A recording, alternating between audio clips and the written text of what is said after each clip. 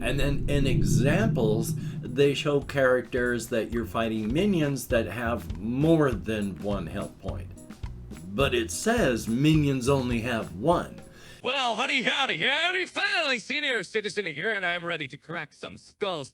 Well, howdy, nearly senior citizen here. Greetings, boys, girls, and all of our non-binary friends, and welcome to this brand new day. A day in which I am wearing, once again, this gigantic t-shirt. I mean, it's huge. I can comfortably wear a medium t-shirt at my weight. You know, medium shirts and such like that. This has to be like extra large. It's like a circus tent. It's gigantic, but good morning and welcome. Ghost continues to hang in there. Ghost is my little hamster. He's older. He's not old yet, but I was holding him and he's pretty bony. Partly, I guess, from old age, and partly because it's hard for him to eat, because it's hard for him to breathe. But he's still hanging in there. He's being as active as he can and doing hamster stuff, so that's good. And hey, from the Negan videos, if you could toss me a like, that'd be very cool. If you could subscribe to the channel, that'd be awesome. If you could leave me a comment of any kind, even if for the algorithm, that would be double plus good. And I would like to thank each and every one of my Patreon patrons. These are literally beautiful and literally awesome people, and I have to update this list. I am so sorry. Executive dysfunction is awful. I hate it. But I'm going to be getting the list updated, and thank you each and every one of these beautiful and awesome people. And once again, I've forgotten when I tried to look and memorize, but I'm just taking Wellbutrin for my ADHD, and that doesn't always help. So, thumbs up. Anyway, though, what else is there on there? Well, there's all sorts of things, and yeah, so thumbs up. I can't even remember the way I normally say this stuff. I'm having a good mental day. I'm very tired, but thumbs up and welcome to things. Goodness gracious, taking a look on my list here to see what's going on that I want to talk about. Nothing's really happened in my life. I had therapy yesterday, and that was good. My therapist actually, I was talking more about the cryptid stuff with him, and he was like, you know, this would make a good game. And it's like, yeah, I've actually thought about that with the cryptid stuff, with the whole inside, outside, razor's edge, and on top of that, and the whole world that I've got going on with all these things. Yeah, there is so much stuff that could be mined out of this. I mean, there are a ton of computer games that could be done in this setting with the characters and all. There's a ton of tabletop role-playing games and board games that could be done with this setting and characters. There's a ton of stuff, and I am, well, not likely to get much of it done at my age with my conditions, but I'm going to try my best to push through and at least get it written so I can get some stuff written and hopefully maybe get some stuff talked out and done that way story-wise, so if I can't write it, I can talk it. So talk the story, you know, like an audiobook. So hey, we'll see what we can do. Thumbs up. And it is fun. I enjoy talking about this stuff. I enjoy thinking about this stuff, even though painful it can be, especially with my cryptid setting stuff. But I went walkies last night, and now I am having a new day. Hopefully I'm going to be able to get some of the solo RPG stuff done today. I've been watching a lot of videos and reading the For Against Darkness books. The one time I tried to play it, oh boy, I have a bunch again. I've mentioned that Martin Knight, who does the D100 dungeon stuff, I got my some of my D100 dungeon books up here. He desperately needs an editor, but he seems like just the best writer in the world compared to how the books for Against Darkness are done. Part of that can be due to translation stuff because the author is like Ukrainian and there's a language thing, and the release of books for the system has been slowed down because, well, there's something going on in the Ukraine right now, so they're having issues, and so money's been sent to Ukrainian relatives so that they can leave, and yeah, it's made a whole mess. They've lost a lot of stuff when they had to flee. So, but the editing itself is, oh boy, it could be done better, because if you just follow the book, you'll jump into the game. But the parts that you need are toward the back, where it explains how things are done. And even at that, it doesn't really explain things well, because it says explicitly in the rules that minions have 1 health point. And then in examples, they show characters that you're fighting minions that have more than 1 health point. But it says minions only have 1. You read the rules and you're able to understand that, oh, they have 1 health point per level. It's never stated, but you look at the examples and go, oh, it's a level 3 monster, it's got 3 hit points. This is a level 1 minion, it's got 1 health point. So you got to put it together. It's fun, it's enjoyable. I wish it could be done a whole lot better and a whole lot different, but life is life. So hopefully I'm going to get more of that done today. I want to do more No Quest. I want to do more D100 Dungeon. It's all fun. So thumbs up on that. Past that, though, still just been trying my best to think about creative stuff with the cryptid setting and such. And again, talking about with my therapist about my cryptid stuff. I've mentioned this before, but it's been way in the past. Yeah, so everybody who's heard it before is likely gone, and everyone hasn't heard it now. So that was confusing and terrible. I have said that normal stories are like the character goes through the ringer and comes out the other side, beaten and bruised, but they stand up and they're better for having gone through what they have.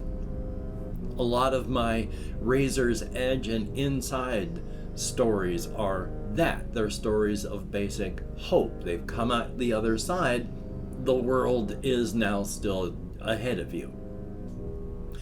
But those aren't the way my cryptid stories go.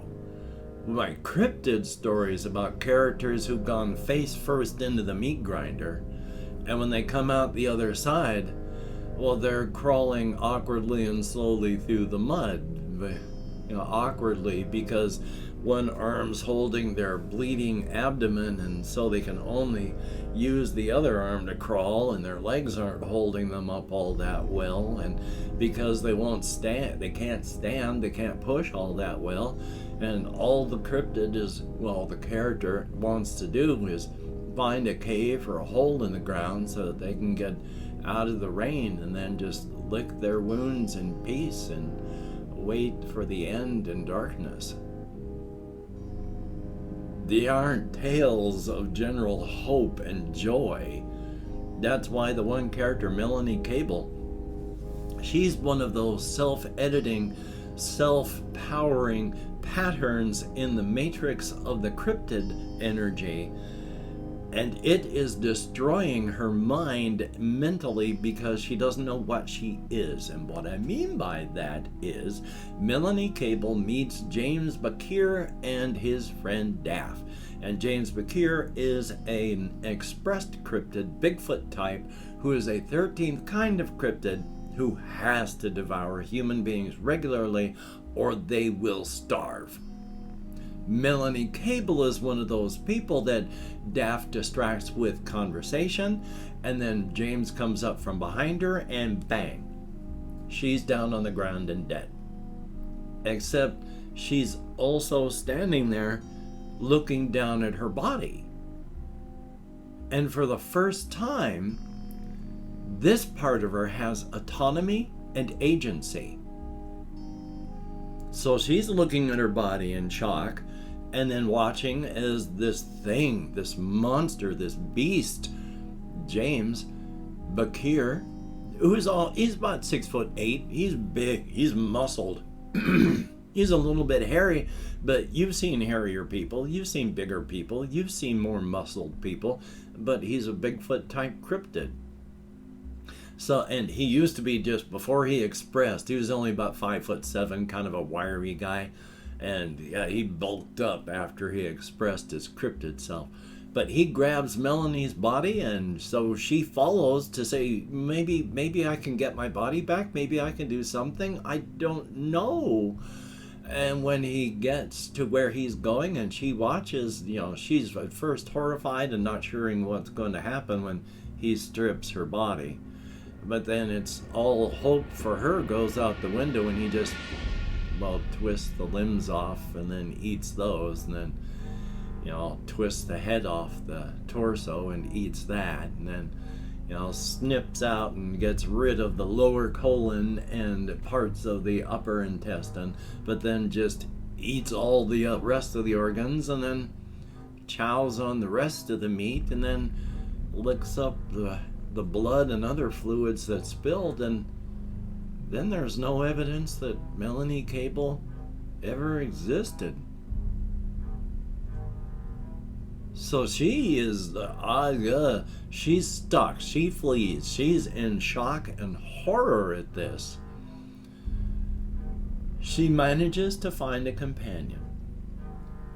And in time, she is trying to figure out who and what she is, because her memories are of being there and watching Melanie Cable do things. Being there and listening to Melanie Cable think.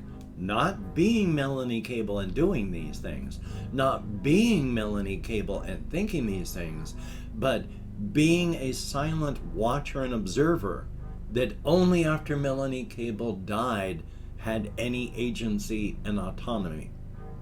Isn't Melanie Cable, but has all of Melanie Cable's memories as an observer. So she knows she's not Melanie Cable. Melanie Cable died. Melanie Cable got eaten by that creature, that monster, that beast. So she doesn't know who she is. And it's later on when her companion is being chased by this horrific beast that feeds on what makes humans human, the quantum knotting of intelligence. Her companion is able to escape, but this thing finds Melanie, acknowledges her existence, and then keeps on going. And that's tearing her apart, because that really means she's not human at all. It acknowledges her as something, but it just passes her by because she ain't human. And she doesn't know what she is, she doesn't know how she fits in, and it is just tearing her apart. So joy on that. And of course there is an expressed cryptid, Malik, who's a statue type thing. That's one where I really had to grind the knife into my open wounds until I hit bone, because it's horrible, horrible. Malik is... I can't do justice for Malik in just the time I have left, but Malik is just tormented, especially since they have to victimize to survive. But they are a composite of 12 victims who died to bring Malik into existence. So the ultimate victim has to victimize to live. And if they choose not to, because they are a created cryptid, well, if they choose not to go hunt, the body kicks them out of the driver's seat, takes over, and goes hunting. If Malik refuses to eat, the body kicks him out of the driver's seat and eats whoever they've hunted. Malik is not allowed to even think about harming their existence because the body won't let them. Oy vey. So hopefully I'm going to talk about Malik here again soon. But taking more looks on here, there is more stuff about the Razor's Edge. One of the things I've been thinking about is, again, the Kaiju, because the Kaiju is a horrific, monstrous creature and a beast, because it has to go into torpor to survive whenever intelligence leaves the Earth on the outside. And eventually the door shuts, so no energy flows from the inside to the outside until intelligence comes back. 15 billion years pass on the outside. 3 billion years pass on the inside. The Kaiju has been alive for 1 trillion years. That is how long that has been since this particular razor's edge was formed with the Kaiju in it. It has gone through a 3 billion year cycle of a time of plenty when human beings were everywhere and it could just fill its belly and not even worry. There is the time of want when the doors shut. And after 0.7 billion years, all humans are gone. And since the Kaiju needs humans to eat to live, it has to go into torpor. Then it's the time of torpor. Torpor is just when there's death and it runs at 1 tick above it. Slowed down that much to survive 1.3 billion years. At the end of that time, when the doors have opened and energy is starting to flow again and it wakes up, when it goes into torpor, it is morbidly obese with fat from all the human beings it's eaten. Its entire digestive tract is full from front to even partially into its throat with human meat to try and survive this. At the end of this time, even in torpor, it is still cannibalizing its muscles by the time the time runs out and it can live again. It's gone through all of its fat. It's digested all of that human meat, and it is cannibalizing its own physical mass to live. So it always has a little bit of fear about whether or not it's going to survive torpor. But that's not a huge fear. It's been 1 trillion years it's been alive. It is a 3 billion year cycle from time of plenty, time of want, time of torpor. It has gone through this cycle over 300 billion times. And it hasn't died yet. So while there's always a concern, it's not an outright terror. And the Kaiju is the kind of creature that through sheer spite will outlast and live as long as the universe exists. It will not die until it says it will die.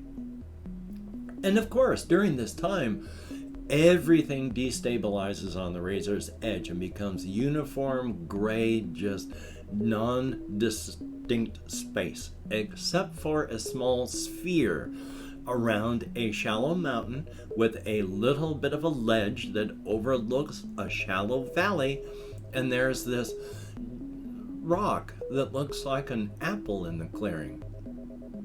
And this survives because that's the Kaiju, and its observation and its persistence keeps that mountain, that clearing, that little valley, it has kept it there for 1 trillion years. So son of a gun. Amazingly as well, coincidentally I'm sure, the outside where we are, when you travel to the inside, to the layer that connects over to the crossroads that go to the inside, so it's one continuous shot from us to the razor's edge to the inside. Amazingly, coincidentally, that's the layer where the Kaiju is, right there in the center. Huh, what a coincidence. And I've opened up 24 hours worth of comments in my community tab. Going to go through and thank however many people have left me comments in the past 24 hours. If I mispronounce the username, no disrespect is intended, and even though I count American Sign Language, well. We have Jesse Koskinen. Always good to see you in the comments, my friend. Thumbs up and thank you very, very much. We have Michael Sanders. Thumbs up and thank you. J-A-Y-Y. Greatly appreciated and good to see you. I did not quite understand exactly what you meant, So I don't know how to answer it, but thumbs up and thank you. There's Holy City Genetics, greatly appreciated. Sebastian Ferris, thumbs up and thank you, greatly appreciated. It's from an old video, but thank you. There is Dauber, greatly appreciated. And Chris, thumbs up and thank you. Adrian _FNTES, it was good. Therapy is usually pretty good. Flora Mew, always good to see you in the comments. And I'm very sorry that you got hurt there. Ouch. Very, very not good. But not your fault, of course. Ben B, greatly appreciated. Thumbs up and thank you. Chris Browning, greatly appreciated. RJ Mitchell, thumbs up. Good to see you. Thumbs up. And I do appreciate every comment. Greatly, greatly, greatly appreciated. And that is it. 12 people have left me comments in the past 24 hours. Get me out of my head and into the world and dealing with real people, if only in text, and that's awesome. Thumbs up and thank you. Well, son of a gun, I'm going to take today as easy as I can while trying to do some of the things that I need to do. And if you need to do the same, please do. And of course, with everything going on in the world, just take care of yourself. You don't need to get sick or injured. You don't need to make others sick or injured. Nobody needs to toss their body onto the end-of-life corpse pile before it's their time. So, you take care. Have a great day today. I will see you on the flip side, and that is a very good thing.